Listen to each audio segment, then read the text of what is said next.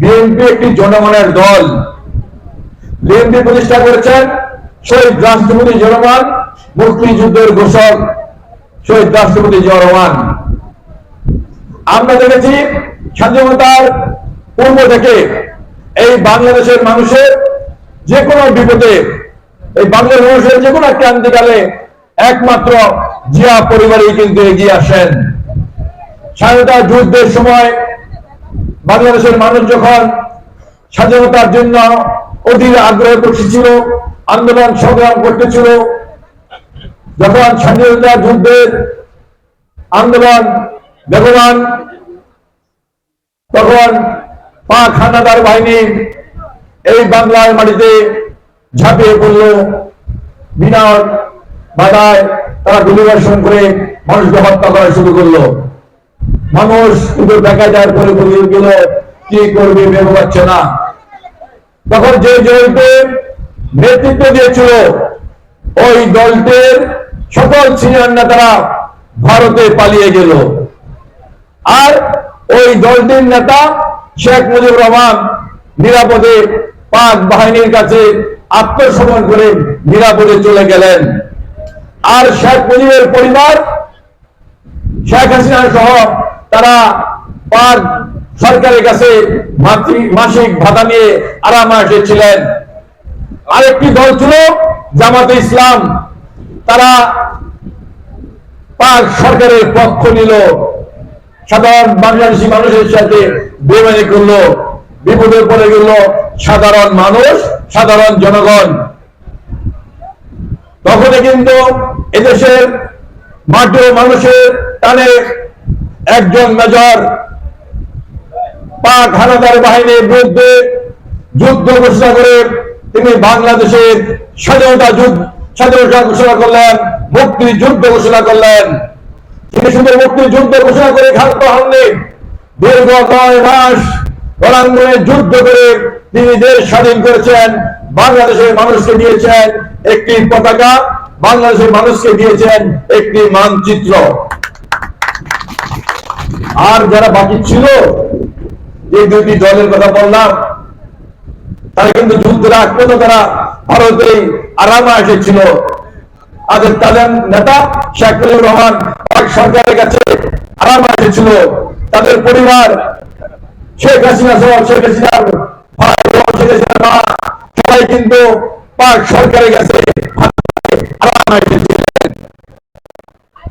আর জামাত ইসলাম পাকিস্তান সরকারের পক্ষ নিয়ে তারাও খুব আরামে এসেছিলেন। একমাত্র বিপদে ছিলেন বাংলাদেশের সাধারণ মানুষ। সেদিন তারেক রহমানের নেতৃত্বে ঐক্যবদ্ধ হয়ে এই পাক হানাদার বাহিনীর বিরুদ্ধে যুদ্ধ করে দেশ স্বাধীন করেছিলেন। প্রিয় সাথী বন্ধুরা, এই কথাটি কারণে বললাম, এই যে দুটি দল আওয়ামী লীগ জামাত, তারা কিন্তু কখনো দেশের মানুষের কথা চিন্তা করে না। তারা শুধু তাদের নিজের কথাই চিন্তা করে, নিজের পরিবারের কথাই চিন্তা করে। আমরা দেখেছি দেশ যখন স্বাধীন হলো, তারপরে কিন্তু জামাতে ইসলামের আমির গোলাম আজম পৃথিবীর বিভিন্ন দেশে ঘুরে ঘুরে বাংলাদেশের জন্য স্বাধীনতার ঘোষণা না করে, স্বাধীন রাষ্ট্র হিসেবে ঘোষণা না করে এই জন্য কাজ করেছিলেন। প্রিয় সাথী বন্ধুরা, আমরা দেখেছি পরবর্তী পর্যায়ে আওয়ামী লীগ যখন দেশ যখন স্বাধীন হলো, আওয়ামী লীগ সরকার গঠন করলো। আওয়ামী লীগ সরকার গঠন করার পরে এই আওয়ামী লীগের নেতারা আওয়ামী লীগ স্বাধীনতাকে তাদের প্রত্যেক সম্পত্তি বানিয়ে ফেলেছিল। স্বাধীনতাকে তাদের প্রত্যেক সম্পত্তি বানিয়ে সারা বাংলাদেশে ছিনতাই, ডাকাতি, রাহাজানি, বিদেশে টাকা পাচার, নারী দর্শন সহ এমন কোন অপকর্ম সেদিন আওয়ামী লীগ করেনি। ৭৪ সালের দুর্ভিক্ষে লক্ষ লক্ষ ভাই বোন মারা গিয়েছিল। আর শেখ মুজিব তার 2 পুত্রকে সোনার মুকুট পরিয়ে তিনি তার সন্তানদেরকে বিবাহ দিলেন। যখন মানুষ না খেয়ে পড়ছে, পাশাপাশি শেখ মুজিবুর রহমান তার পুত্রকে সোনার মুকুট পরিয়ে বিবাহ দিচ্ছেন। এই ছিল দেশের অবস্থা। তারপরে যা ঘটে গেল, বাংলাদেশের মানুষ, বাংলাদেশের সিপাহী জনতা সেদিন বিদ্রোহ ঘোষণা করলো, শেখ মুজিব নিহত হলো। বাংলাদেশের মানুষ দেশে কোনো রাজনৈতিক দেশে কোনো সরকার ছিল না। এমনি এক অবস্থায় বাংলাদেশের মানুষ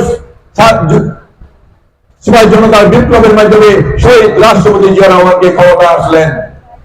সাথী বন্ধুরা, শহীদ রাষ্ট্রপতি জিয়া রহমান ক্ষমতা আসার পরে সারা বাংলাদেশে ঘুরে ঘুরে তিনি সারা বাংলাদেশের মানুষের পাশে দাঁড়িয়েছেন। তিনি দেশে একটি সুস্থ সুন্দর পরিবেশ দিয়েছেন।